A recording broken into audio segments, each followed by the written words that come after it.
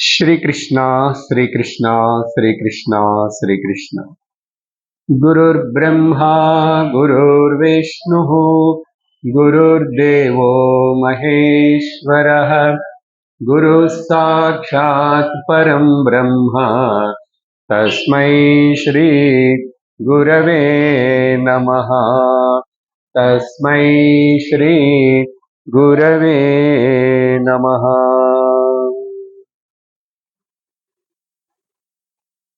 हरि ओम तत्सत्।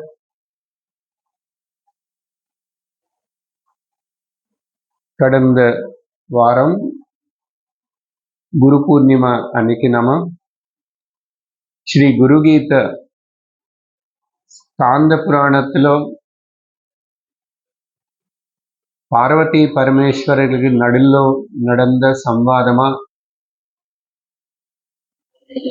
అది சூத மகாமுனி பல ரிஷிகளுக்கு முனிவர்களுக்கு நைமிஷாரண்யத்துல உட்கார்ந்து அந்த கதனை அந்த விஷயத்தின்னு சொல்றாரு.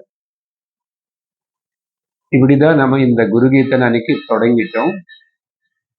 ஆரம்ப ஸ்லோகம் தியான ஸ்லோகமா இருக்கிறதுனால, நமஸ்கார ஸ்லோகமா இருக்கிறதுனால அது ஒரு கிளாஸ்லயும் சொல்லிட்டு அடுத்த ஸ்லோகங்களையும் பார்க்கலாம். திருப்பி சொல்லுங்கோ. அச்சிந்த்யா வெக்த ரூபாய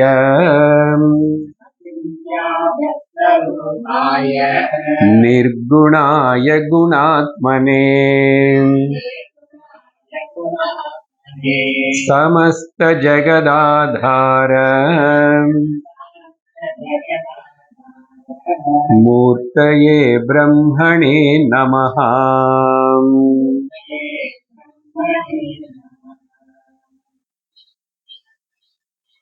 இப்படி ஒரு நமஸ்கார தியான ஸ்லோகமா ஆரம்பிச்சு அதுக்கு பிறகு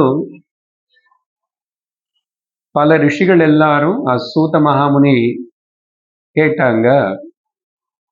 அப்படின்னு பார்க்கும்போது ரெண்டாவது ஸ்லோகத்துல வந்து அந்த ரிஷிகள் கேட்டதெல்லாம், ஓ சூத மகாமுனி, நீ ரொம்ப சாஸ்திர விஷயங்கள்ல ரொம்ப பண்டிதன், நீ எல்லா நிகம ஆகம விஷயங்கள் எல்லாத்தையும் நீ நல்லா படிச்சு புரிஞ்சுக்கிட்டு உன்னை ஹிருதயத்துல வச்சிருக்க.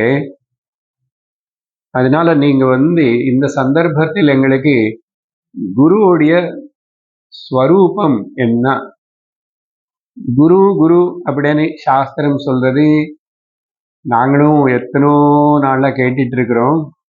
ஆனா கூட இன்னும் உங்க வாயால நீங்க சொன்னா நாங்க கேட்கணும்னு விரும்புறோம் அப்படின்னு சொல்லிட்டு, ஏன்னா எது கேட்டதுனால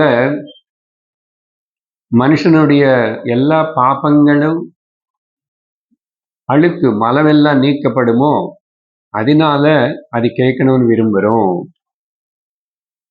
அது மட்டும் இல்ல, எது கேட்டதுனால இந்த ஒரு தேகத்துல நிவசிச்சுட்டு இருக்கிற ஜீவனுக்கு இருக்கிற சர்வ துக்கங்களும் நீக்கப்படுமோ,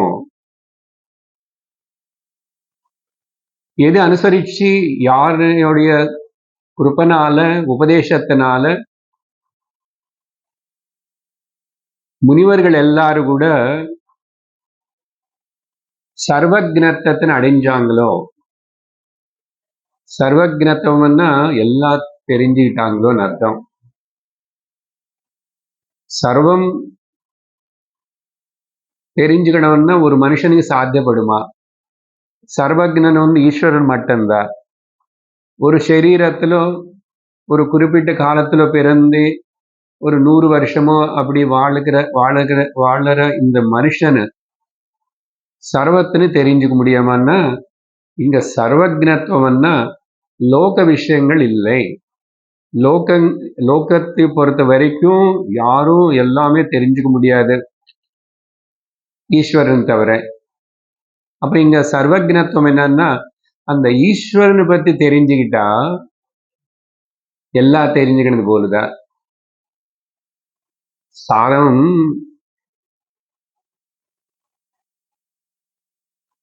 அடுப்பு மேல வச்சதுக்கு அப்புறம் இந்த காலத்துல இல்ல, குக்கர்ல பார்க்க முடியாது. அந்த காலத்துல ரொம்ப நேரம் அது அப்புறம் பொங்கு வரும், அது மேல வெயிட் வைப்பாங்க, ஒரு கல்லு மூடி வச்சு, அது என்ன பரவாயில்ல. அப்பதான் அதுக்கப்புறம் ஆயிடுத்துன்னு சொன்னா மேல எடுத்துட்டு ஒரே ஒரு இவ்வளவு பிசிறு சாதம் எடுத்துக்கிட்டு தொட்டி பார்த்தா தெரியும் ஆயிடுச்சா இல்லையான்னு, இல்லையா? அதுபோல் ஈஸ்வரனை பத்தி தெரிஞ்சுக்கிட்டா சர்வம் தெரிஞ்சுக்கிறது போலுதான். பிரம்மனை பத்தி தெரிஞ்சுக்கிட்டா சர்வம் தெரிஞ்சுக்கிறது போலுதான். அதனாலதான் ரொம்ப புத்திசாலித்தனமா முண்டகோபனிஷத்துல சிஷ்யன் கேட்கிறான், ஏக விஜானேன சர்வ விஜானம் பவதி. ஒன்னு தெரிஞ்சுக்கிறதுனால எல்லாம் தெரிஞ்சுக்கிறது போல் ஆயிடும். அப்படி ஏதாவது இருந்தா அதையும் சொல்லித்தாங்கோ அப்படின்னு. ஸோ அந்த மாதிரி அது நீங்க சொல்லணும். இது அனுசரிச்சு இது தெரிஞ்சுக்கிட்டு முக்தர்களாகி கரையேறி போயிட்டாங்க நிறைய பேர். அப்படின்னு 3வது ஸ்லோகம் வரைக்கும் நம்ம பார்த்தோம். இன்னைக்கு 4வது ஸ்லோகம். யத் பிராப்ய ந புண்ணிய யத் பிராப்ய ந புனர்யாதி நர சம்சார பந்தனம் ததாவிதம் பரம் தத்துவம் வக்தவ்யம் அதுனா த்வயா.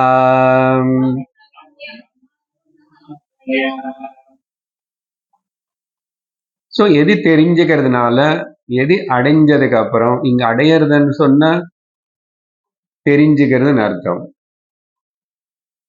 யத் கத்வா யத் பிராப்ய இதெல்லாம் அப்படின்னு உபயோகப்படுத்திட்டா கூட சாஸ்திரத்தில் யத் விதித்வா எது தெரிஞ்சுக்கிறதுனால அப்படின்னு அர்த்தம் எடுத்துக்கணும். அதுக்கப்புறம் திரும்பி இந்த மறுஜென்ம பிறப்பு இறப்பனு இந்த சம்சார சக்கரத்துக்குள்ள வரமாட்டாங்களோ. சம்சார பந்தனம் நரக ந புனர்யாதி யத் பிராப்ய.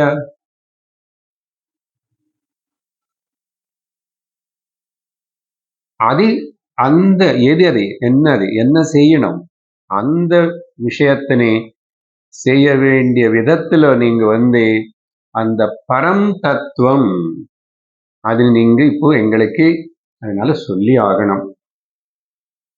நீங்க சொல்லணும், நாங்க கேட்கணும். என்ன நீங்க அப்படிப்பட்ட வக்தா அப்படின்னு சொல்லி ரொம்ப ஸ்ரத்தையோட எல்லாரும் கேட்கிறாங்க. இதுக்கு நேத்திக்கு நம்ம வேதாந்த டிண்டிமிலோ இதே கருத்து ஒரு ஸ்லோகத்தின்னு பார்த்தோம். கர்மணா வினிவர்த்தந்தே உபாசனையா அப்படி வர்த்தந்தே ஞானி ந வர்த்தந்தே. நேத்திக்கு தான் பார்த்தோம். அதுக்கு நான் பகவத்கீதை ஸ்லோகத்தின் உங்களுக்கு ஞாபகப்படுத்திட்ட 15வது அத்தியாயத்துல கிருஷ்ணர் சொன்ன யத்கத்வா ந நிவர்த்தந்தே. ஆனா அந்த கத்வானே பதம் அங்க கத்வன் எங்க போனதுக்கு பிறகு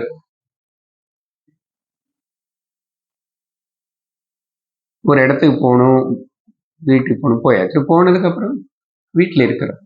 அப்படி இது ஏதாவது போறதுன்னா இந்த விஷயம் போற விஷயம் இல்லை, தெரிஞ்சுக்கிற விஷயம். அது ரொம்ப முக்கியம், அது புரியணும். எங்க போக மாட்டோம், எங்கேயுமே டிராவலிங் கிடையாது. சரியா? அப்படி இவங்க எல்லாரும் கேட்டாங்க. இன்னும் மேலும் கேட்கிறாங்க. குஹ்யாத் குஹ்யதமம் சாரம் குரு கீதா விசேஷதः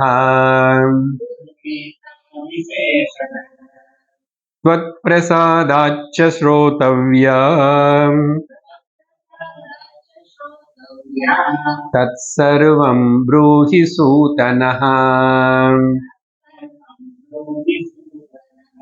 சூத்த மகாமுனிரே, நீங்க எங்களுக்கு இது சர்வம் அந்த விஷயம் மொத்தத்தின் எங்களுக்கு முழுசா சொல்லி தரணும். என்ன விஷயம் அது? எது ரகசியங்களுக்கு எல்லாத்துக்குள்ள பரம ரகசியமா இருக்கின்றனதோ, குஹ்யாத் குஹ்யதமம். அப்புறம் அவங்களே கேட்கிறாங்க, குரு கீதான்னு ஏதோ இருக்கிறதா கேள்விப்பட்டிருக்கிறோம். குருன்னு பத்தி பாடப்பட்ட, சொல்லப்பட்ட, கீர்த்தனை செய்யப்பட்ட, பாராட்டி பேசின அந்த குரு கீதா இருக்கின்றனதே, முக்கியமா விசேஷதா அது சொல்லணும். குரு கீதா இல்லைன்னா குரு விஷயம் வரும்போது அங்க ஞானம் வந்துடும்.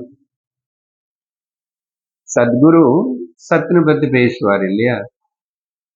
அப்போ முதல்ல அந்த குரு அண்ணா எப்படி இருப்பார், எப்படி புரிஞ்சுக்கணும், அப்புறம் அந்த குரு எதி சொல்லி தருவார், எதி சொன்னா அவர்னு நம்ம வாழ்க்கையில சத்குருவா எடுத்துக்க முடியும். ஸோ விசேஷதா முக்கியமா நிறைய விஷயங்கள் குரு கீதா, குரு சம்பந்தப்பட்ட விஷயத்தினை பத்தி என்ன, அது ரொம்ப சீக்ரெட் ஆஃப் தி சீக்ரெட்ஸ். அது நீங்க சொல்லி கொடுத்தா நாங்க எல்லாரும் அது கேட்கிறோம். உங்க பிரசாதத்தினால என்ன, நீங்க தான் இப்போ எங்களுக்கு இங்க குரு, அதனால நாங்க ரொம்ப அவளோட கேட்கிறோம் அப்படின்னு சொல்லிட்டு இவங்க 5வது ஸ்லோகத்தில் கூட அப்படி கேட்கிறாங்க. இந்த குஹ்யதமம் விஷயம் கூட பகவத்கீதையிலேயே 2 இடத்துல வருது. 15வது அத்தியாயத்தில் கடைசிய முடியும் போது இதி குஹ்யதமம் சாஸ்திரம் இதமுக்தம் மயா நக ஏதத் புத்வா புத்திமான் ஸ்யாத் கிருதகிருத்யஸ்ச பாரத. ನಾನು இவ்வளவு நேரம் உனக்கு கூட பேசியிருக்கேனே, இது குஹ்யதமம் சாஸ்திரம். குஹ்ய சாஸ்திரம் கர்மயோக. என்ன கர்மயோக நமக்கு என்னன்னே புரியல, பகவத்கீதை படிச்சாத இல்லையா? அதையும் சீக்கிரட்டா தான் இருக்கு. இல்ல கர்ம செய்யறதுனால அது யோகமா மாற்றிட்டு, அதனால எனக்கு என்ன வரணும், ஏதாவது அடையறதுக்கா? அப்படி இல்லை. அப்படி பண்ணா அது சகாம கர்மம் ஆயிடுது. கர்ம யோகான்னு சொன்னா அது நிஷ்காம கர்மவா இருக்கணும். எதுக்கு அதுன்னா சித்த சுத்திக்காகன்னு தெரியல எல்லாருக்கும். அதனால அதையும் ஒரு ரகசியமா தான் இருக்கு. உபாசன விஷயம் பார்த்தீங்கன்னா அங்கே கூட சகாம பக்தியை பண்றோம், அதையும் சரியா புரியாதனால அது குஹ்யதரம் சாஸ்திரம். குஹ்யதமம் இந்த ஆத்ம ஞானம். 3 டிகிரி சொல்லணும் இல்லையா? கம்பேரிட்டிவ் டிகிரி, சூப்பர்லேட்டிவ் டிகிரி, அதே போல். அதனால குஹ்யம், குஹ்யதரம், குஹ்யதமம் இது அப்படி சொல்லி கிருஷ்ணரு அங்க என்ன சொல்றாரு, இந்த மாதிரி இது புரிஞ்சுக்கிட்டு ஒரு மனிதன் புத்திமான் ஆயிடுவான், புத்திசாலி ஆயிடுவான். ஏதத் புத்வா புத்திமான் ஸ்யாத். இது கேட்டு அதுக்கப்புறம் கிருதகிருச்சன் ஆயிடுவான். அப்போ இது தெரிஞ்சுக்கிறது தான் புத்திசாலித்தனம், இதுக்குதான் புத்தி உபயோகப்படுத்தணும், வேற மிச்சம்ல பக்கத்துல வச்சுக்கணும் அப்படின்னு சொல்லி அதே பகவத்கீதையில் ஸ்ரீகிருஷ்ண பரமாத்மா கடைசியில 18வது அத்தியாயத்துல அதெல்லாம் ஒரு ரிவிஷன் மாதிரி தான். 15ஓட பகவத்கீதை முடியறது. அது மிச்சம் எல்லாம் கொஞ்சம் சைடு பாயிண்ட்ஸ் எல்லாம் கூட, இது புரியணும், இது உனக்கு கிடைக்கணும், இது நீ சாதிக்கணும்னா உனக்கு இந்த லட்சணங்கள் இருக்கணும்னு 16, 17 எக்ஸ்ட்ராவா சொல்லி 18ல மொத்தம் சம்மரைஸ் பண்ற. அதனால அங்க திரும்பி इति ते ज्ञानमाख्यातम् गुह्यात् गुह्यतरं मया. என்னால சொல்லப்பட்ட இந்த குஹ்யதரம், குஹ்யாத் குஹ்யதரம்னு சொல்லும் போது அது குஹ்யதமம் தான். என்னால சொல்லப்பட்டது இது இந்த ஞானம் அப்படி ரகசியமானதுன்னா எல்லாருக்கும் கடிக்கிறது இல்லை, பிடிக்கிறது இல்லை, அது எட்டுறது இல்லை, புரியறது இல்லை. அத்தனை லெவல்ஸ் தாண்டி வந்தா யாருக்கோ. அதனால இது எப்பவுமே ரகசியமாவே சொல்லப்படுறது. இது ரகசியமா ஏன் வச்சிருக்காங்க, ஏன் எல்லாருக்கும் சொல்ல மாட்டாங்கன்னு எல்லாருக்கும் எப்படி சொல்றது, தகுதி இருக்கணும் இல்லையோ. அதனால இது எல்லாம் அப்படின்னு அந்த வர்ண ஆசிரமங்கள் மேல படி போட்டு சொல்லக்கூடாது. அவங்க எல்லாம் பார்ஷியல். உங்களுக்கு தகுதி இருக்கா? முதல்ல தகுதி இல்லாதவன் சொல்லி என்ன பிரயோஜனம்? சின்ன குழந்தை கையில கத்தி கொடுத்தா, பிளேடு கொடுத்தா அப்படிதான்.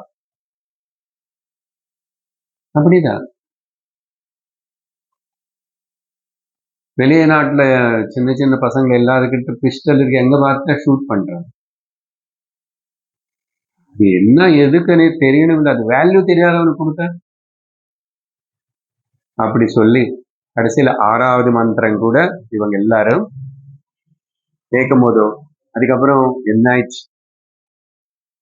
இதி சம்பிரார்த்தித சூதஹ முனி சங்கைர் முहुर्मुहुः குதூஹலேன மஹதா प्रोवाच मधुरं वचः. இந்த விதமா பலவாட்டி அந்த ருஷிகள் எல்லாரும் பிரார்த்திச்சதுக்கு அப்புறம் ரொம்ப சந்தோஷப்பட்டு ஆனந்தமான மனசோட, ரொம்ப குதூகலத்தோட, எந்தூசியாதத்தோட அந்த சூத மகாமுனி இப்படி மதுரமான அவருடைய வாயிலிருந்து மதுரமான அமிர்த வாக்கியங்களான இந்த குருகீதை பத்தி பேசினார், சொன்னார். சரியா? சோ இந்த ஸ்லோகத்தோட இந்த ருஷிகள் பாருங்க, நான் 5 ஸ்லோகங்கள் கேட்டதுனால இது சம்பிரார்த்திதா சம்பிரார்த்திதா மறுபடியும் கேட்கிறா. பாத்தீங்களா, குரு பாப்பா இவனுக்கு எவ்வளவு இன்ட்ரெஸ்ட் இருக்கு, நிஜமா தெரிஞ்சுக்கணும்னு கேட்கிறானா, ஏதோ சும்மா கேட்கிறானா? அப்படி டைம் கொடுப்பாரு, கவனிப்பார். ஸோ இந்த மாதிரி இவங்க பாருங்க எத்தனை விதமா கேட்டிருக்காங்க. இது எங்களுக்கு வேணும், இது மனுஷனுக்கு முக்தினு கொடுக்கும், இதுதான் ரகசியங்கள் எல்லாத்துக்குள்ள ரகசியம். அப்புறம் நீங்க தான் சொல்லணும், நீங்க சொல்லி நாங்க கேட்கணும் அப்படின்னு சொல்லிட்டு இதெல்லாம் இப்படி பல வாட்டி மறுபடியும் கேட்டதுனால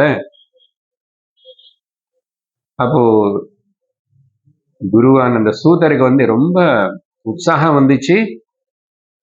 எவ்வளவு மகத்தா உற்சாகம், குதூகலம், ரொம்ப ஆனந்தப்பட்டார். அப்போ என்ன புரியுதுன்னா, குரு சரியான சிஷ்யன் கடிச்சாச்சு, அவன் அர்ஹத்தை இருக்கிறவன் கேட்கறதுக்கு இருக்கான்னு சொன்னா அப்போ குருவுக்கு வர ஆனந்தம் அவருக்கு பிரம்மானந்தம் இருக்கு ஆல்ரெடி. ஆனா வேற ஏதாவது அதை எதிர்பார்ப்பாரா அப்படின்னா இது மட்டும்தான். அப்போ அந்த குருவுக்கு கிருஷ்ணனும் அப்படிதான். இதுல எங்க பார்த்தாலும் நீங்க அந்த குரு ஸ்தானம் இருக்கணும். உற்சாகம் என்ன, அவங்களுக்கு எவ்வளவோ தெரிஞ்சு வச்சிருக்காங்க இல்லையா, எல்லாத்தையும் யாருக்காவது கொடுக்கணும்னு சொல்லி அவங்களுக்கு ஒரு பாரமாவே இருக்குமா, நிறைய பேர் கொடுத்தா நல்லா இருக்குமா. அதனால நல்ல சிஷ்யன் வரமாட்டானா, ஸ்ரத்தையோட கேட்க மாட்டானான்னு சொல்லி அப்போ ஒரு ஆனந்தம் ரொம்ப சிறந்தது. குருக்கு அது ஒண்ணுதான் திருப்தி. அதனால அந்த ஸ்லோகத்துல முக்கியம். அடுத்ததாக இப்போ சூத்தர் பதில் சொல்றாரு. சூத உவாச்ச ஸ்ருணுத்வம் முனயः சர்வே ஸ்ரத்தயா பரயா முதா வதாமி பவரோகக்னீம் கீதாம் மாத்ருஸ்வரூபிணீம்.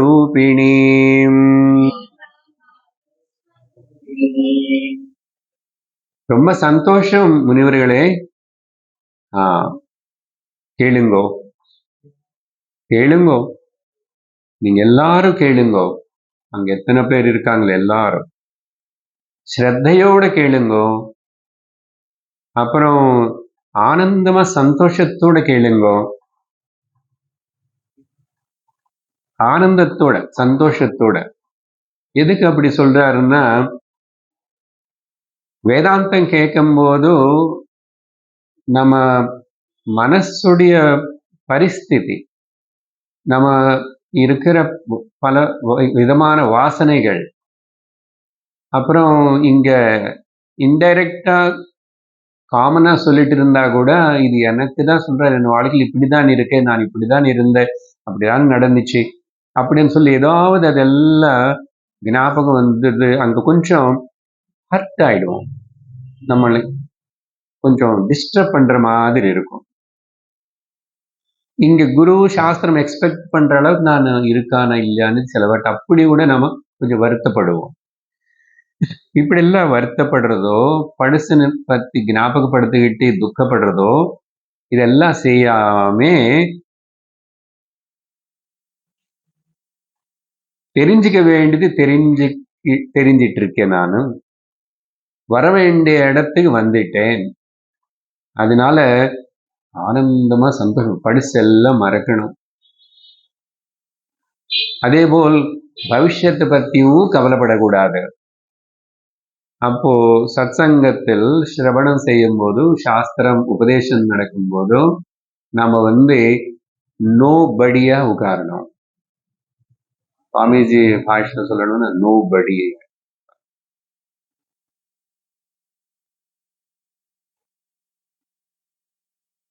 நமக்கு வேற வேற ரோல்ஸ் எல்லாம் இருக்குல்ல. நான் பாரியா, பர்த்தா, அம்மா, அப்பா, பாட்டி, ஏதேதோ எல்லாம் இருக்கு. இல்ல நான் அந்த மாதிரி ப்ரொஃபஷன், அந்த வேலையெல்லாம் பண்ணி ரிட்டையர் ஆயிட்டேன் இப்போ.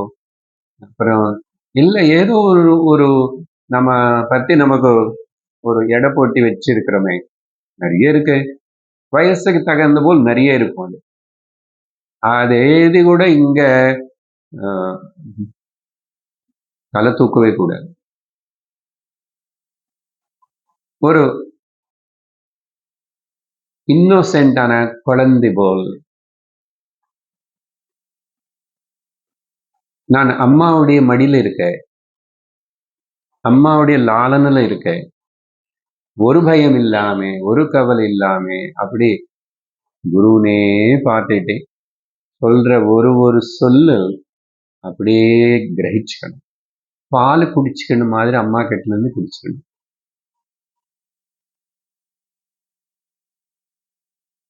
அதனாலது இந்த பரையாமுதா. இது எவ்வளவு நாள் கேட்கணும், எனக்கு எப்போ பூர்ணமா இது புரியும், ஞானம் எப்போ வரும், அப்புறம் எனக்கு எல்லாம் சொல்லித்தராரா இல்லையா, இல்ல அப்புறம் வேற குருன்னு பத்தி நிறைய வரும். அப்புறம் நமக்கு எந்த விதமான ஒரு தப்பு அபிப்பிராயம் எந்த வகையிலாவது ஏதாவது என்ன கண்டிக்கிறது இல்லை, என்ன கவனிக்கிறது இல்லை, ஏதாவது எது ஒண்ணு அங்க தாட் வந்தாவே இந்த ஞான கங்கை ஃப்ளோ அப்ஸ்ட்ரக்ட் ஆகும்.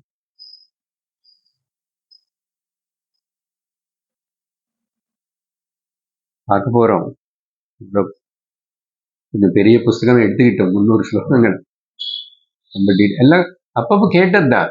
பட் ஒரு ரிஃப்ரெஷிங் வேணும். அசல் டெப்த்துக்கு போகணும் விஷயம். அதனால சம்ஸ்கிருதம் வார்த்தை அது அப்புறம் முன்னாடி படிச்சுக்கிறது அதெல்லாம் பண்ண வேண்டாம். ஸ்லோகம் படிச்சு முடிச்சாச்சுன்னா நீங்க அங்க பார்க்க வேண்டாம். ஜஸ்ட் ஒரு இதுக்கு அப்புறம் போய் நீங்க திருப்பி பார்த்து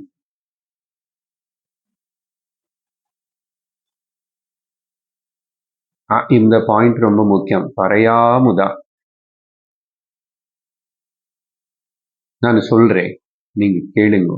வதாமி கேளுங்கோ, சுணுத்வம் நீங்க எல்லாரும் என்ன கேட்கிறேன், என்ன சொல்ல போறேன்? இந்த பவரோகத்துக்கு மருந்தா இருக்கிற பவரோகத்தினை நீக்கக்கூடிய தினான்னா கொலை பண்ணிடும். அந்த அந்த ரோகத்தினை நீக்கும். பவரோக அக்னிஹி கிணம் கிணந்தி அந்த வார்த்தை. சம்சாரமனே வியாதி. ஸோ பொதுவாக எல்லாருக்கும் காமனா இருக்கிற ஒரு வியாதி, ஒரே ஒரு வியாதி, அதனால ஒரே ஒரு மருந்து.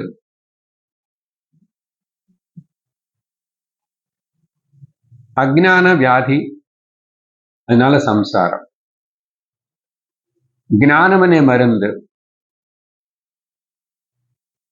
எல்லாருக்கும் அதே. ஒரே வியாதியா இருக்கும்போது ஒரே மருந்து தான். ஆனா லோக்கலா பார்க்கும்போது பல பல வியாதிகள் பல சரீரத்துக்கு, அது வேற. நீ பிறந்ததே ஒரு வியாதி. அதனால யோக வாசிஷ்டத்தில் ராமருக்கு சொல்லுவார் வசிஷ்டர், இந்த வியாதி என்ன அதெல்லாம் கேட்பாரு. ரொம்ப பெரிய விசலேஷனம். அங்க பிறப்பிறப்பே ஒரு வியாதி. The cycle of birth and death itself is a disease. நீ இது சரி பண்ணலன்னா நீ பிசிக்கல் பாடிக்கு இதுக்கு வர ஏதோ ப்ராப்ளம்ஸ் அதுக்கு சரி பண்ணணும்னு முயற்சி பண்ணு. யாரு பூர்ணமா சரி பண்ணிக்கிட்டாங்க? நீ முழுசா புதுசா கட்டிக்கோ. முடி கூட கட்டுறாங்க, பல்லு மட்டும் இல்லை, பல்லு மட்டும் மொத்தம் கட்டிக்கோ, பல்லு கட்டுறாங்க.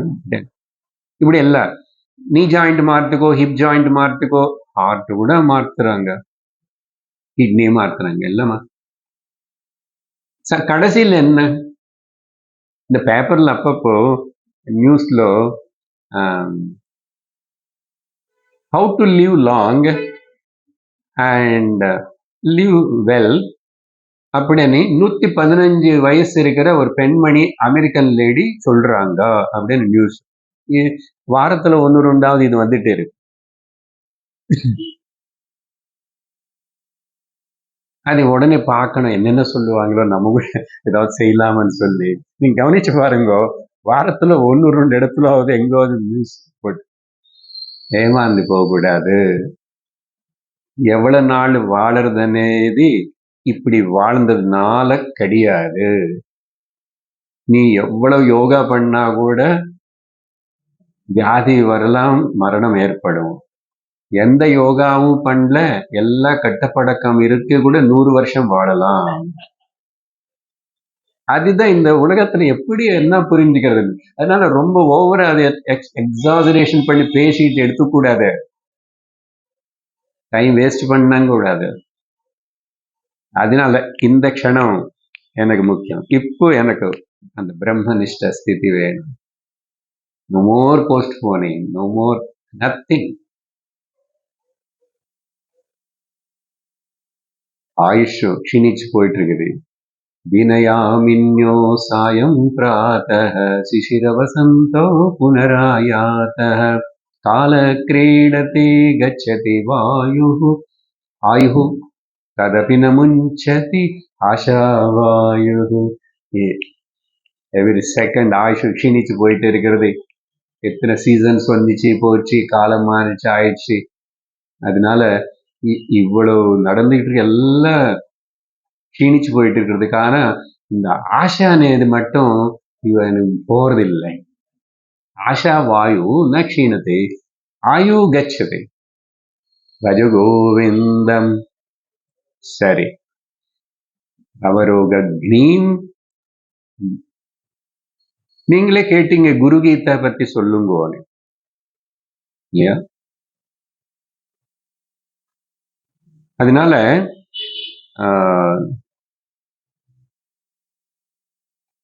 அந்த கீதா అనేది பல கீதா இருக்கு.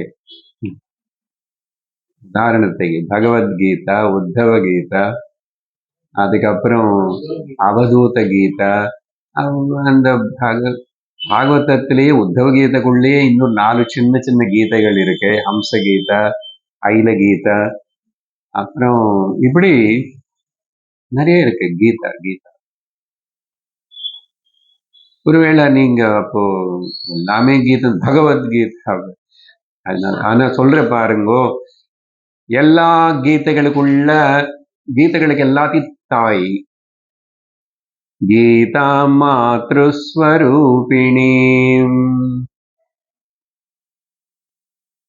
முக்கியம் அந்த வார்த்தை கூட, மாத்ருஸ்வரூபிணி.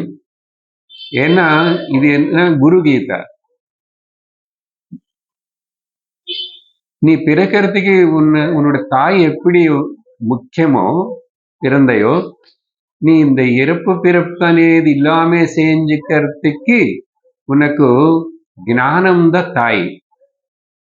அந்த ஞானம் குரு மூலமா தான் வரும். அப்புறம் உனக்கு ஞான பிறப்பு, இன்னொரு பிறப்புன்னா ஞான பிறப்பு. எந்த பிறப்புனால ஞானம் பிறந்தது, அதுக்கப்புறம் இந்த சம்சார பிறப்பிறப்பு இருக்காரு. அப்போ நிஜமான தாய் அங்க குருதான். குருவான தாய் இல்ல கீதா அவர் சொல்ற இந்த வாக்கியங்கள் என்ன பண்ணுவோம்னா, உனக்கு சம்சாரமே அவரோகமே இல்லாம செய்யும். அதனால மாத்ருஸ்வரூபிணியும் கீதாம் வதாமி சொல்லி ரொம்ப அழகா ஆரம்பிச்சாரு சூதர். அப்புறம் அடுத்த ஸ்லோகம், 8வது ஸ்லோகத்தில், புரா கைலாச சிகரே சித்த கந்தர்வ சேவிதே தத்ர கல்பலதா புஷ்பம் தத்ர கல்பலதா புஷ்பம் மந்திரேத்யந்த சுந்தரே. சூதர் சொல்ல தொடங்கினார். முன்னொரு காலத்தில், ஒன்ஸ் அப்பான் ஏ டைம், கைலாசத்தில் அந்த பரமேஸ்வரன், பார்வதி பரமேஸ்வரனுடைய ஸ்தானம், நிவாசஸ்தலம் கைலாசத்தில். எந்த கைலாசத்தில் பொதுவா அடிக்கடிக்கு சித்தர்கள், கந்தர்வர்கள், பல வகையான இவங்க எல்லாரும் கூடி அங்க சிவபெருமானு கிட்ட இருந்து சத் சங்கம் கேட்டுட்டு இருப்பாங்க. So Kailasam is the very popular and famous and powerful சத் சங்கம் பிளேஸ். அது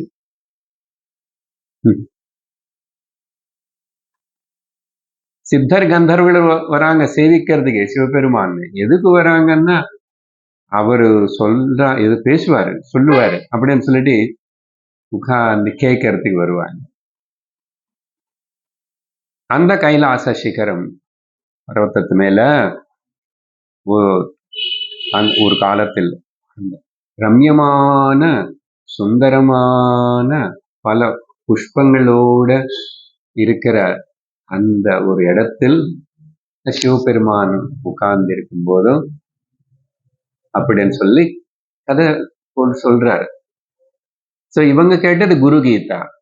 நான் அது உங்களுக்கு சொல்லணும்னா நான் எங்கிருந்து கேட்டேன், அது எங்க இருந்தது, அசలు யாரு சொன்னாங்கன்னதே திரும்பி. ஸோ இப்படி பாருங்க, சூத்தர் ருஷிகள் கேட்டாங்க சூத்தர் கிட்ட. சூத்தர் சொல்றாரு அங்க இதே உங்களை போல அங்க யாரோ கேட்டாங்க. அப்ப அங்க என்ன பதில் சொல்லப்பட்டதோ அது நான் உங்களுக்கு சொல்றேன். இந்த குரு பரம்பரையில் எப்பவுமே அப்படிதான். இது அங்க சொல்லப்பட்டதே அப்படி சொல்லியிருக்காங்க. ஸோ இப்படி சொல்லி அதுக்கப்புறம் அடுத்த ஸ்லோகத்தில் 9 வியாக்ராஜினே சமாசீனம் சுகாதி முனிவந்திதம் போதயந்தம் பரம் தத்துவம்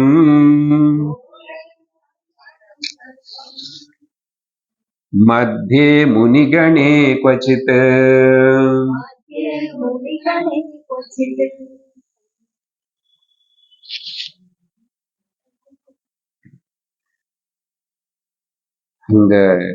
அந்த ரமணீயமான அந்த கைலாச பர்வதத்துல அந்த ஸ்தானத்தில் எப்படி என்ன புலித்தோல் போட்டு அந்த ஆசனத்து மேல சிவபெருமான் உட்கார்ந்து இருக்காரு. அங்க முன்னாடி மேல ஸ்லோகத்துல பொதுவா கந்தர்வர்களும் சித்தர்களும் இவங்க எல்லாருமே செலஸ்டியல் பீயிங்ஸ், தேவலோகத்துல இருக்கிற அங்க பல வகையான ஜாதிகள் இருக்கு. ஜாதி இங்க மட்டும் இல்லை, வேற்றுமை அங்கேயும் இருக்கு. நிறைய வெரைட்டிஸ் இருக்கு. அப்போ அதுல கொஞ்சம் இந்த தத்துவத்தை தெரிஞ்சுக்கணும், ஏதாவது சொன்னா கேட்கணும்னு ஆசைப்பட்டு வரவங்களும் சில கேட்டகரி மட்டும், எல்லாரும் வரமாட்டாங்க. அதுல முக்கியமா இந்த கந்தர்வ சித்தர்கள்னு சொல்லிட்டாரு. இப்ப இங்க அங்க அப்படி புலித்தோல் போட்டு இருக்கிற ஆசனத்து மேல உட்கார்ந்து இருக்கிற சிவனுக்கு முன்னாடி யாரு இருக்காங்கன்னா சுக முனி முதலானவர்கள் எல்லாரும். பொதுவா இன்னொரு சந்தர்ப்பத்தில் அந்த தட்சிணாமூர்த்தி அதெல்லாம் கதை சொல்லும் போது அங்க சனத்குமாரர்கள் எல்லாரும் இருக்காங்க. அவங்களதான் கேள்வி கேட்டாங்க. நாரதர் இருக்காரு. அப்படின்னா சுக நாரத சனத்குமாரா இப்படிப்பட்ட இவங்க எல்லாரும் பக்தி ஞானத்தின்னு விரும்புற தேவர்ஷிகள், இப்படிப்பட்ட பல பேர் சுகர் அவங்க எல்லாரும் உட்கார்ந்துருக்காரு. அவங்க எல்லாருனால ஆராதிக்கப்பட்ட நமஸ்கரிச்சு நமஸ்காரம் பண்ணிட்டு இருக்காங்க. சுகாதி முனி வந்திதம், இவங்க எல்லாருனால பூஜிக்கப்பட்டு நமஸ்கரிக்கிற அந்த சிவபெருமான் அங்க உட்கார்ந்திருக்காரு. பரம் தத்துவம் போதயந்தம் என்ன பேசுறாரு, பேசவே இல்லைன்னு தட்சிணாமூர்த்தி விஷயம் சொல்லும் போது மௌனமா இருந்தாவே அவங்களுக்கு எல்லாருக்கும் புரிஞ்சு போச்சு. அவங்கள ஹிருதயத்துல இருக்கிற சின்ன சம்சயாக எல்லா சந்தேகங்களும் நீங்கி போயிடுச்சு. அது எப்படியோ அது என்ன ட்ரிக்கு நடந்துச்சு, அது அப்படி புரிஞ்சுக்க முடியாது. இப்போ அப்படி பண்ண முடியுமா, நீங்களும் அப்படி பண்ணுவீங்களா, அப்படியெல்லாம் யோசிக்க கூடாது. சரியா, அது அப்படி நடக்கல, மௌனமாவே நடக்கல, அதுக்கு அர்த்தமே வேற. இப்ப அந்த விஷயத்துக்கு நான் போல. சரியா, அதனால அது மனசுல வச்சுக்கிட்டு யாரோ ஒருத்தர் மௌனமாவே உட்கார்ந்து இருக்காரு, அவர்கிட்ட போயிட்டு வந்தோம் எங்களுக்கு ஞானம் வந்துச்சுன்னு அந்த விஷயமே இல்லை.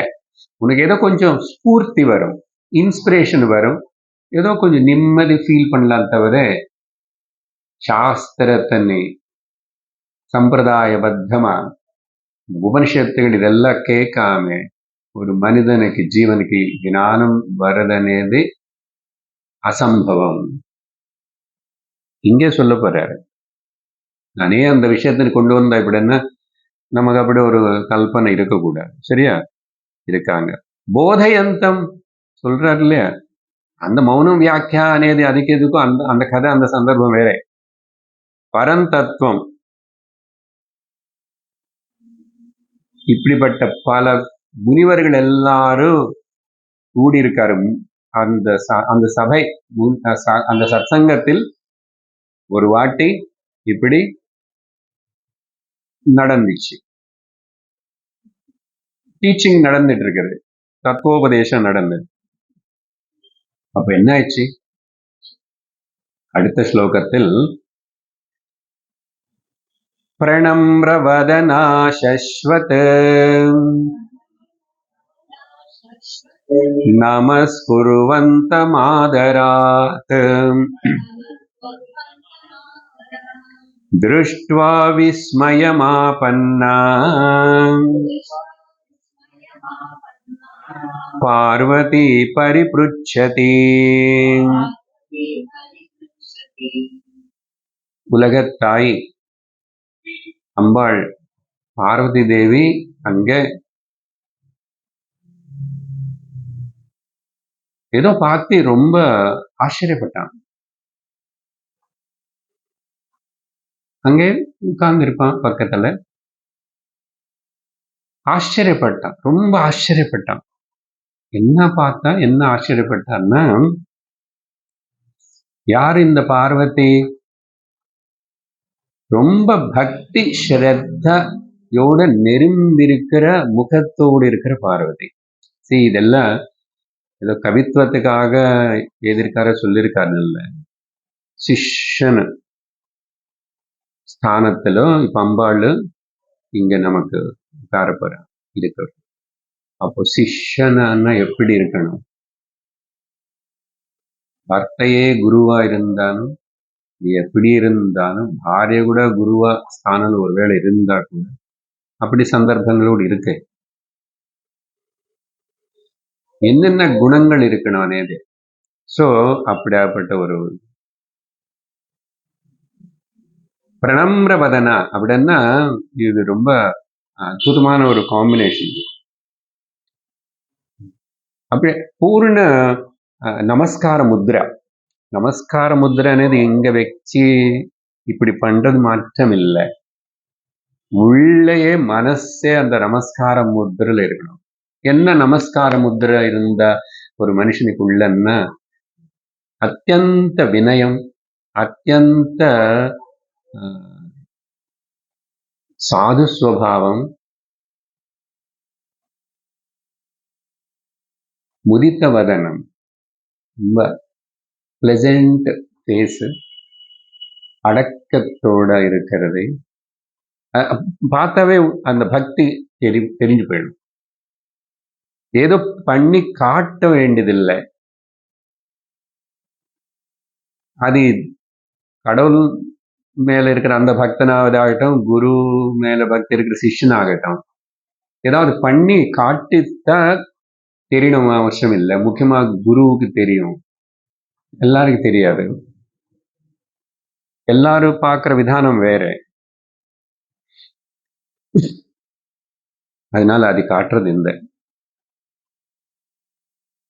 அப்போ என்ன பார்த்தா இப்படி பார்வதி அப்படி கவனிக்கிறான், ரொம்ப கவனத்தோடு இருக்கிறான். ஒன்னும் அந்த கவனிக்கிறதுனேது ரொம்ப இம்பார்ட்டன்ட் ஒரு குணம் சிஷ்யனுக்கு.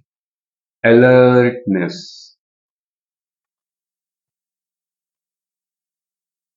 அதுக்கு சிஷ்யனோட லட்சணங்கள் சொல்லி ஒரு ஸ்லோகம் சொல்லியிருக்கிறதுக்கு முன்னாடி அதுல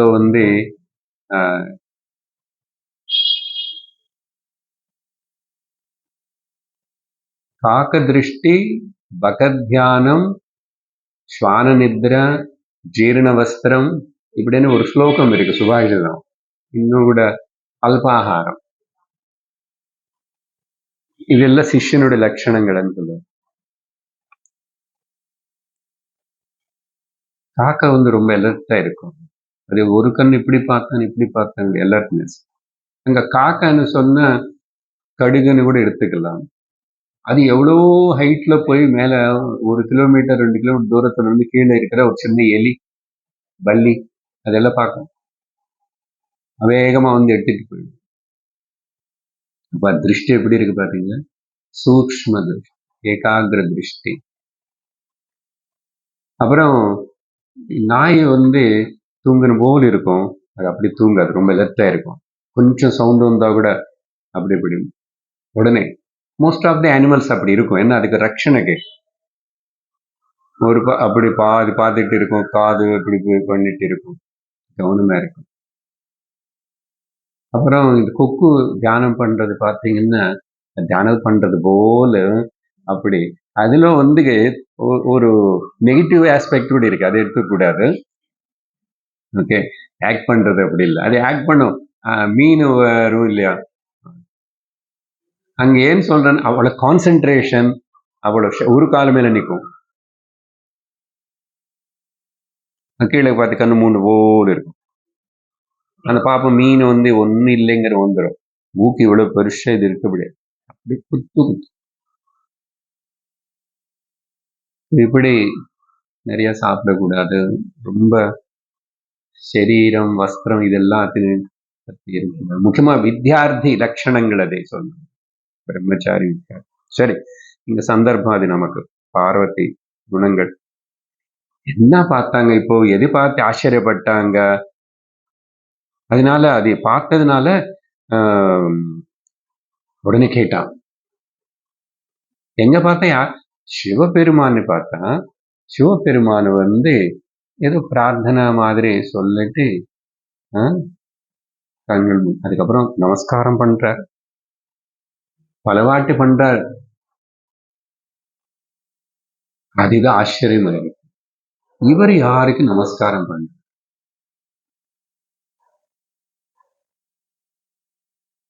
நமஸ்குருவந்தம், ரொம்ப ரொம்ப ஆதரத்தோட நல்ல விரும்பி சிவன் பெருமான் நமஸ்காரம் பண்றாரு, கண்ணு மூடிய. இது இப்போ மட்டும் இல்ல, பல வாட்டுக்கு முன்னாடி கூட பார்த்திருப்பான். இன்னைக்கு இது கேட்டுதான் ஆகணும், யாருக்கு நீங்க நமஸ்காரம் பண்றீங்க அப்படின்னு சொல்லிட்டு கேட்க போறான். பரி ருச்சதி. அடுத்தது 11வது ஸ்லோகத்தில் பார்வத்யுவாச்ச ஓம் நமோ தேவதேவேஷ பராத்பர ஜகத்குரோ த்வாம் நமஸ்குர்வதே பக்த்யா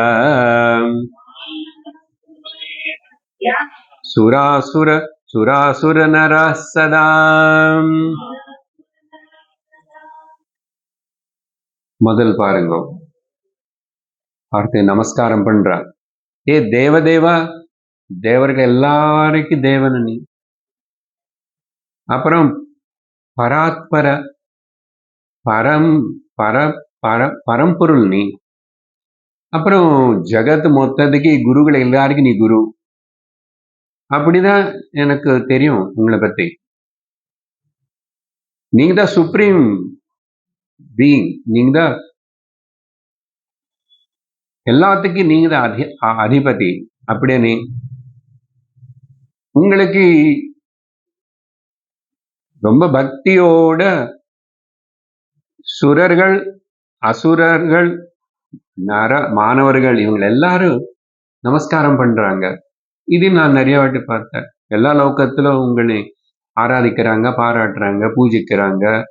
ராட்சசர்களும் அசுரர்களும் நிறைய பேர் சிவன் பத்தி தபஸ் பண்ணாங்க, பஸ்மாசுர முதலானவங்க எல்லாரும் இல்லையா, எல்லாரும் அப்படி சதா எப்பவுமே இவங்க எல்லாரும் அப்படி பண்ணிட்டு இருக்கிறாங்க. அது மட்டும் இல்ல, ஸோ இந்த தேவதேவா பராத்பரா ஜெகத்குரு అనేది வந்து சர்வக்னஹா சர்வ, அது காட் అని எது சொல்றோமோ, ஜெனரேட்டர், ஆபரேட்டர், டிஸ்ட்ராயர், மிக ஆம்னிசென்ட், ஆம்னிபொட்டன்ட், ஆம்னிப்ரெசென்ட். அதனால நீங்க நமஸ்காரம் யாருக்கு பண்றீங்க? வேற யாரு இருக்காங்க? there is any boss or anybody to you? அப்படி எனக்கு தெரிஞ்ச அப்படி யாரும் இல்லையே, எனக்கு ஆச்சரியமா இருக்கே. விதி விஷ்ணு மகேந்திராத்யைஹி வந்திய खलु सदा भवान् नमस्करोषि कस्मै त्वम्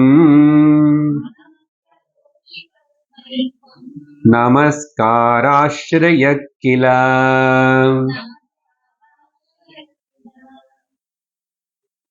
மேலும் கேட்கிறான் பார்வதி தேவி சிவபெருமான் கிட்ட, விஷ்ணு இந்திரன் முதல் பிரம்மா விஷ்ணு இந்திரன் இவங்க எல்லாரும் கூட எப்பவுமே உங்களை நமஸ்காரம் பண்ணிட்டு உங்களை பாராட்டிட்டு அப்படி இருப்பாங்க உங்களுக்கு முன்னாடி. அப்போ ஆனா நீங்க நமஸ்காரம் பண்றீங்க, உங்க நமஸ்காரத்தினை ஸ்வீகரிக்கக்கூடிய தகுதி இருக்கிற யார் அது? உங்க நமஸ்காரத்தினை எடுத்துக்கக்கூடிய அந்த நமஸ்கார யார் அதுன்னு அதுக்கு தகுதி அரகத்தோடு இருந்த யார் எனக்கு புரியல. எனக்கு ரொம்ப சந்தேகமா இருக்கு. நிஜமா சொல்லணும் அப்படின்னு சொல்லி ஆச்சரியமா அப்படி கேட்கிறான். இதே விஷயத்தினு துளசிதாஸ்ஜி ராமாயணத்தில் ராமச்சரித்த மானஸ், ஏன்னா அவர் ராமச்சரித்த மானசன் அந்த சிவா பார்வதி வச்சு நிறைய அந்த ஆரம்ப ஸ்லோகங்களாவது தனியா அதெல்லாம் எழுதுவார். ஏன்னா அது நிறைய கனெக்ஷன் இருக்கு வேற சும்மா எதுல. ஆக்சுவலி சிவனு நானும் சொல்லியிருக்க சாந்தர்பிகமா சில வாட்டி, காசியில சிவபெருமானும் எப்பவுமே இல்லை, பொதுவா சிவபெருமான் தியானத்துல இருக்காரு, அவரும் ஜபமாலை வச்சிருக்கிறாரு. இப்போ பார்வதியும் கூட அப்படிதான் சந்தேகம், நீங்க ஜபம் எது பத்தி பண்ணுவீங்க? லோகம் எல்லாம் உங்களை பத்தி மந்திரம் சொல்லி ஜபம் பண்ணோம் அப்படின்னு அப்படி எல்லாம் வரும்போது துளசிதாசிக்கு அது ரொம்ப பிடிக்கும் அந்த ஆஸ்பெக்ட்ல. அதனால பார்வதி ராம இதெல்லாம் எபிசோட்ஸ் எல்லாம் எங்கெங்க புராணம் இருக்கிறத இந்த விஷயத்தினுக்கு அவர் அங்க மென்ஷன் பண்ணார். இந்த குருகீதா இதே விஷயத்தின் இந்த மாதிரி இந்த கதை பார்வதி கேட்கிறது. அவர் ராமநாமம் சொல்லுவார், அதுதான் அவருடைய ஜபம். அதனாலதான் காசியில இறந்த எந்த மனுஷனுக்காவது அந்த காதுல ராமநாமம் சொல்லிட்டே அவர் முக்தின்னு கொடுப்பாரு. அதனாலதான் விஸ்வநாதர் அப்படின்னு பல ஐகத்திகம் இருக்கு அப்படி. ஸோ அதெல்லாம் நம்பிதான் பக்தி நமக்கு அந்த காசியன்னு அவ்வளவு பெருமைப்படுறோம். சரி, இப்படி கேட்டான். அதுக்கப்புறம் அடுத்த ஸ்லோகத்துல கூட இன்னும் கேட்கிறான், இன்னும் 2-3 கேள்வி பாருங்க. அங்க முனிவர்கள் கூட 5 கேள்விகள், 5 ஸ்லோகங்கள். 13வது ஸ்லோகத்தில் திருஷ்ட்வைதத் கர்ம விபுலம் ஆச்சரியம் பிரதிபாதி மே கிமேதன்ன விஜானேஹம் கிருபயா வத மே பிரபோ. ஸோ நீங்க பண்ண அந்த நமஸ்காரம் பண்றது అనేది எனக்கு ரொம்ப ஆச்சரியத்தை ஏற்பட்டுச்சு. அதனால நீங்க அது எனக்கு சொல்லணும் யாருன்னு. கிமேத்த யார் அது? யாருக்கு நீங்க நமஸ்காரம் பண்றீங்க? எனக்கு தெரியாது, ஆனா இப்ப தெரிஞ்சுக்கணும் ஆசைப்படுறேன். அதனால தயவு செஞ்சு நீங்க எனக்கு சொல்லணும் ஓ பிரபோ. இந்த நிறைய இடத்துல சாஸ்திரத்துல பார்த்தா ஏ பகவன் అని ఉపనిషత్తులో శిష్యుని గురువుని సాక్షాత్ ఈశ్వర రూపமா భావించి ఏ ప్రభో அப்படியெல்லாம் கேட்பான். அது இங்க போல் கிருபையா கிருபா, குரு கிருபா இல்லைன்னா குரு பேசல சொல்லலன்னு. அதனால ஏ பிரபு எனக்கு நீங்க சொல்லணும், எனக்கு தெரியல என்னன்னு. நீங்க இந்த மாதிரி அடிக்கடிக்கு விபுலம் நிறைய வாட்டி நீங்க பண்ணீங்க. இப்போ நான் அதை கேட்டு தெரிஞ்சுக்கணும் தான் முடிவு பண்ணியிருக்கேன். நீங்க சொல்லிதான் ஆகணும். 14வது ஸ்லோகத்தில் பகவன் சர்வதர்மக்ஞ விரதானாம் விரதநாயகம் ப்ரூஹி மே கிருபயா சம்போ குரு மகாத்மியமுத்தமம்.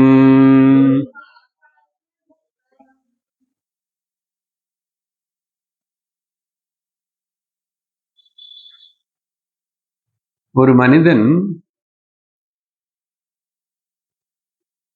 சின்ன வயசுல இருந்து சரீரம் விட்டு உயிர் போற வரைக்கும் 3 பேருக்கு நமஸ்கரிச்சுட்டே இருக்கணும்.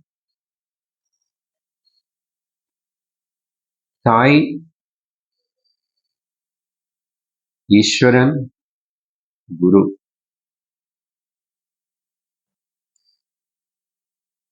ஞானம் வந்ததுக்கு அப்புறம் கூட அவங்க லோகத்தில் இருக்காங்களோ இல்லையோ கூட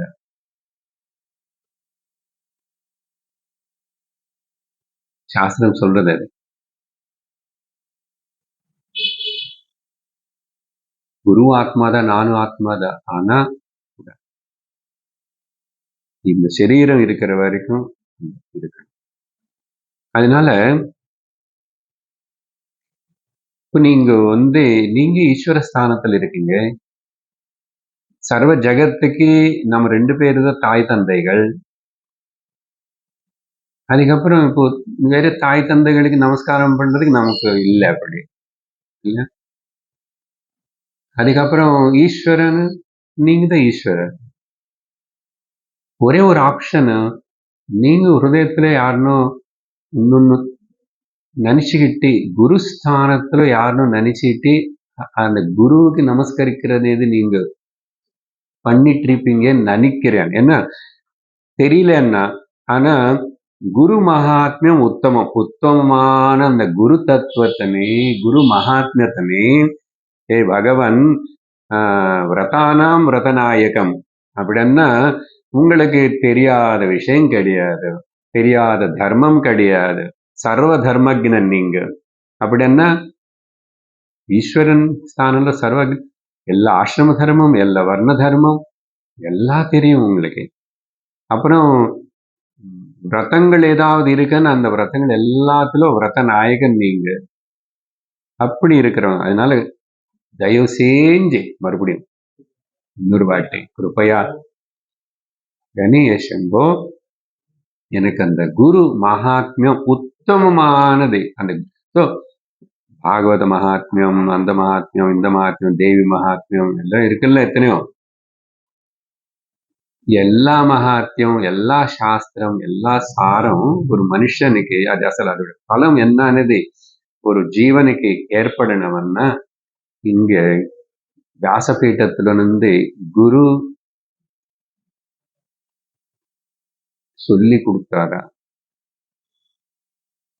அப்போ சாரதமம், சாஸ்திரம் மொத்தத்துக்கு சாரதமம், விரதங்கள் எல்லாத்துக்கும் விரதமானது.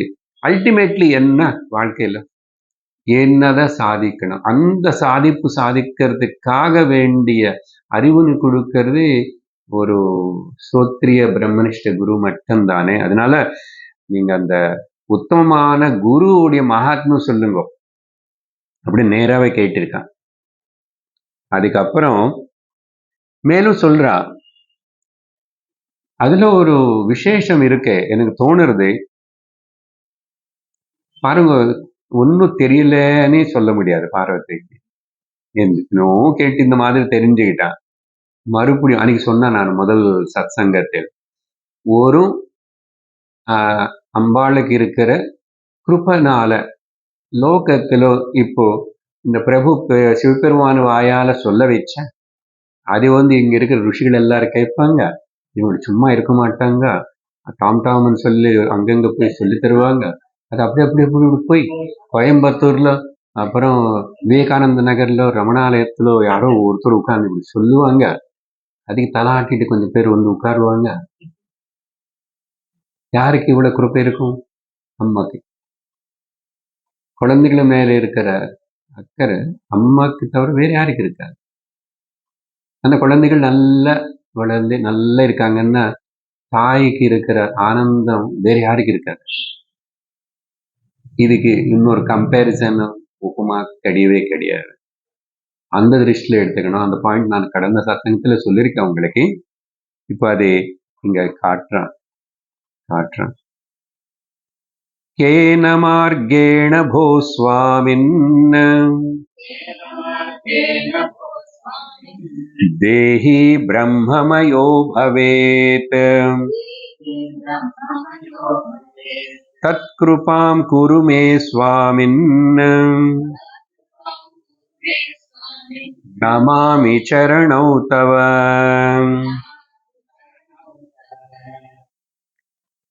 ஸோ இவ்வளவு அதான் சிஷ்யன் இன்னும் கேட்கட்டும், இன்னும் சொல்லட்டும், இன்னும் அவளோட இருக்கானா, இன்ட்ரெஸ்ட் காட்டுறானா, ஸ்ரத்தை இருக்கா, பக்தி இருக்கா, அதெல்லாம். ஸோ இத்தனை ஸ்லோகம்.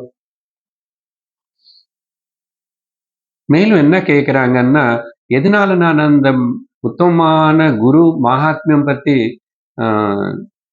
சொல்றேன். ஆக்சுவலி இந்த டைட்டில் பொருத்தமா இருக்கு. குரு கீதான்னு சொல்றது குரு மகாத்மியம்னு சொல்றேன். ஈஸியா புரியும் இல்லை? பகவத்கீதா பகவானால பாடப்பட்ட சொல்லப்பட்ட ஸ்லோகங்கள் அப்படின்னுவோம். அங்க எப்பவுமே டவுட் வரும். அப்புறம் உத்தவ கீதான்னு சொல்லும் போது உத்தவனுக்காக பகவான் தான் பாடியிருக்காரு. இப்படி மாறும். இப்படி குரு கீதான்னா குரு பாடினார வேற யாரோ பத்தி இல்ல, குருன்னு பத்தி சொல்லப்பட்டது. அதனால குரு மகாத்மியம் அம்பாளை பொருத்தமா கரெக்டான வார்த்தை உபயோகப்படுத்திட்டான்.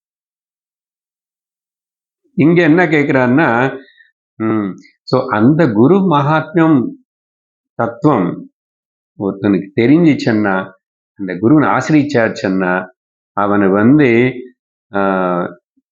இந்த தேகத்துல நிவசிச்சிட்டு இருக்கிற ஜீவபாவத்தோடு இருக்கிற இந்த அஜ்ஞானி மனுஷனை நான் ஜீவன் இல்லை, நான் பிரம்மமயோ பவேத், பிரம்மமனை உணர்வான். இதனால குரு மகாத்மியம். குரு மகாத்மியம் என்னன்னா குரு பத்தி பெருமை சொன்ன இல்லையா, அந்த குரு எப்படிப்பட்ட குரு இருக்கணும், அவர் என்ன சொல்லி தருவார், எப்படி சொல்லி தருவார், கரெக்ட். கண்டிப்பா முக்தி, ஜீவனுக்கு முக்தி. அதனால தேஹி பிரம்மமயோ பவேத் கேன மார்க்கேண. அப்போ அந்த குரு மகாத்மியம், குரு என்ன பண்ணுவாரு, மார்க்கம் காட்டுவாரு. அதான் சொன்ன மௌனமா உட்கார்றவர் இல்லை, சொல்லணும், பேசணும், விஷயத்தை விவரிக்கணும். அப்போ அவர் எந்த மார்க்கத்தை விவரிச்சு சொல்லி கொடுத்தா எந்த மார்க்கத்திலோ அந்த ஜீவன் அந்த சிஷ்யனாயிரு இருக்கிற அவனு போனா பிரம்மன் ஆயிடுவான், பிரம்மமயோ பவேத். அதனால எனக்கு இந்த குரு மகாத்மியம் நீங்க தயவு செஞ்சு உங்க பாதங்களுக்கு நான் நமஸ்கரிக்கிறேன். நீங்க இந்த சந்தர்ப்பத்துல சொல்லிதான் ஆகணும், சொல்லணும். நமாமி சரணோ தவ ஏ பிரபோ அப்படின்னு சொல்லி சுவாமின் செம்போ இப்படி எத்தனை விதமா பிரபோ அட்ரஸ் பண்ண. ஸோ இதெல்லாம் அந்த எந்த பாவத்திலும் டிமாண்ட் பண்ணலாம் இல்லை ஆரோக்கியம். ஏன்னா ஒரு நாள் கூட சொல்ல மாட்டேன், கொஞ்சம் பேசணும், சொல்லணும், எப்படி இருக்கு ஞானம் நமக்கு வரணும்னா ஒரு உபதேசத்தினால we must get down to the earth. So அப்படி 15வது ஸ்லோகம் வரைக்கும் எனக்கு படிச்சோம். மேலும் அடுத்த வாரம் பார்ப்போம். ஓம் பூர்ணமதః பூர்ணமிதம் பூர்ணாத் பூர்ணமுதச்யதே पूर्णस्य पूर्णमादाय पूर्णमेवावशिष्यते। ॐ शान्तिः शान्तिः शान्तिः। हरिः ॐ श्रीगुरुभ्यो नमः। हरिः ॐ। हरि ओम तत्सत्।